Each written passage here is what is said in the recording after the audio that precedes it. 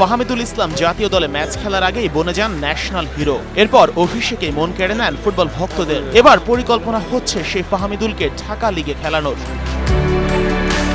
কেউ বলছেন বসুন্ধরা, কেউ বলছেন আবাহনী বা মোহামেডান, তবে এই ক্লাবগুলোর একটাও নয়। জাতীয় ফুটবল দলের ম্যানেজার আমির খান ব্রাদার্সেও আছেন একই দায়িত্বে।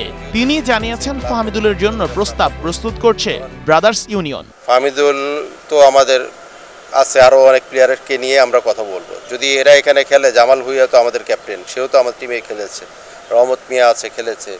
আমরা তো অনেক প্লেয়ারই আছে, অনেকেই আমাদের টিমে আসে যাওয়ার মধ্যে থাকবে। আমি মনে করি যে ওইভাবে যদি কোনো রকম হয় স্কোপ, তাহলে সেটা চেষ্টা তো করবো। ব্রাদার্সে আগে থেকে আছেন জামাল ভুঁইয়া।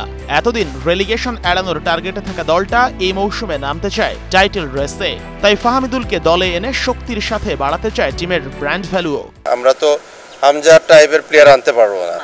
আমরা যদি ফাহামিদুলদের টাইপেরও প্লেয়ার যারা আছে, যারা বাইরের লিগে খেলছে, সেই মানের প্লেয়ারকে সাথে এনে, তারা সেই মানের বলতে গেলে আমাদেরও তো সেই মানের প্লেয়ার আছে, কিন্তু সমমানের প্লেয়ারের মতন লিগটাকে, আমাদের লিগটাকে যদি মানে আমরা ওই মাত্রায় আমাদের লিগকে করতে পারি, সেটার কথা বলছি।